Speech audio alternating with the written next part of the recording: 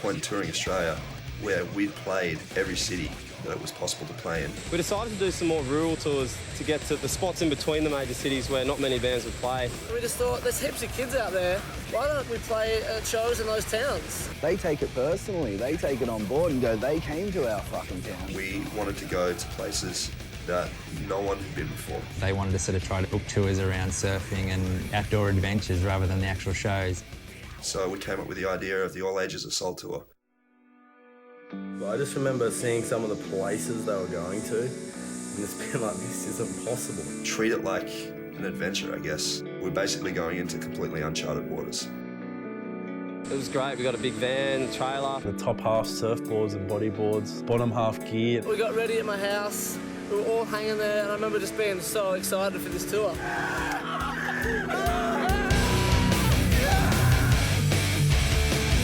It's fucking over!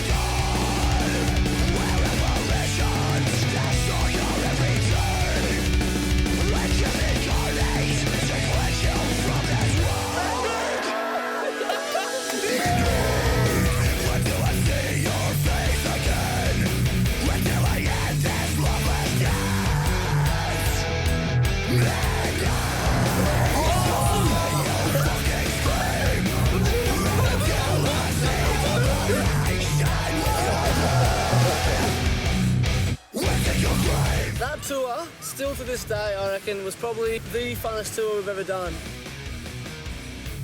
It was like going on a surf trip, but we were going to play shows. Parkway were playing like the littlest towns ever and still pull like 1,000 people. We basically lived life. It was great. That's the kind of thing that opens up things for not only other bands, but it influences kids in those areas to start bands of their own. It's fucking awesome. Winston shook my hand. Until I see your face again, until I end this loveless dance.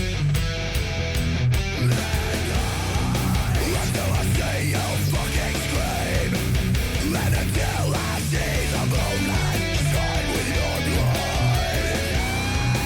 Until I see your face again, until I end this loveless dance. Until I see you fucking scream, and until I see the moonlight shine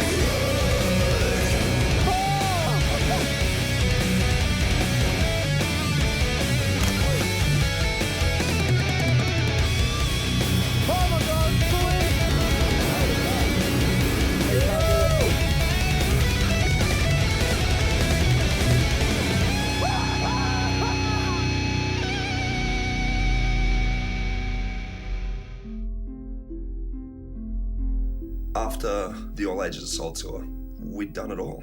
We'd toured everywhere we could. I remember Graham trying to get us on some tours overseas because that was the only place we could go. We toured Australia to death.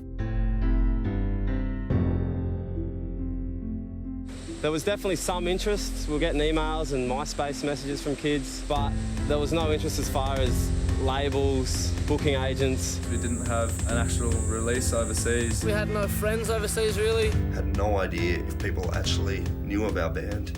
We wanted to head to Europe, but we had nothing. No one was keen to risk putting us on a tour. We'd been trying for probably 3 months. And I remember just us being all frustrated. We had no tours coming up. And we just said, fuck this, we can't wait forever. Let's just go ourselves.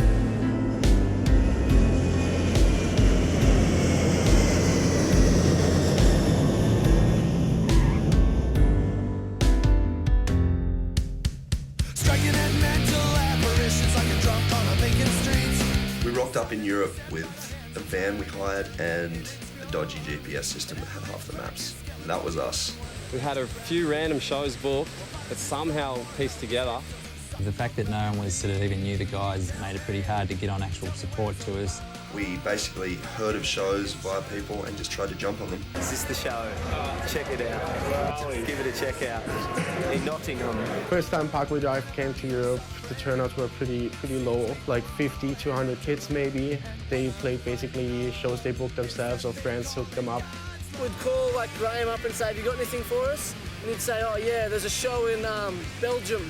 So we'd drive from England across to Belgium to play a shitty show, and then we'd be in Belgium and say, what now? Trusting your approach itself is very rare, and I haven't worked with a band yet that has done a similar thing. All of a sudden, going from playing sold-out shows to 1,200 kids to half-empty venues of 15 kids.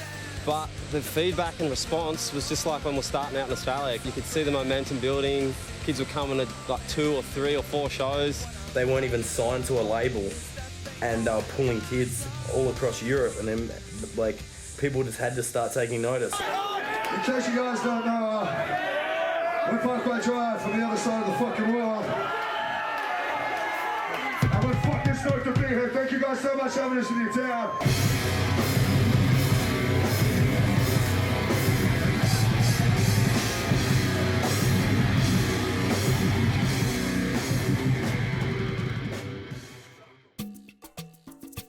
We paid $3.5 for you to be here. Just do it.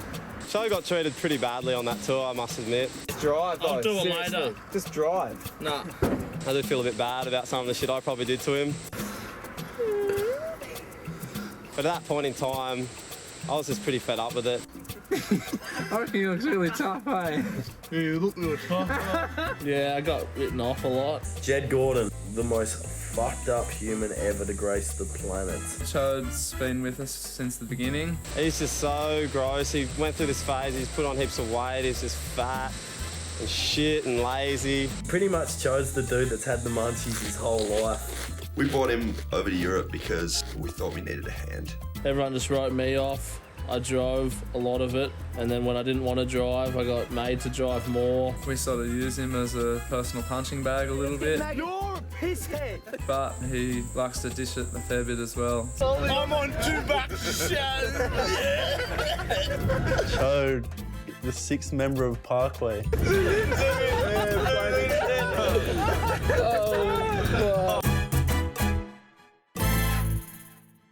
Winston's voice blew out because he got sick from all the cigarettes in Europe. We were playing a show in Wales. My lungs started aching and my health in general just went down the drain. So we thought, we can't play the next show, or we can get Chode to sing it. And I was like, nah, it's not happening.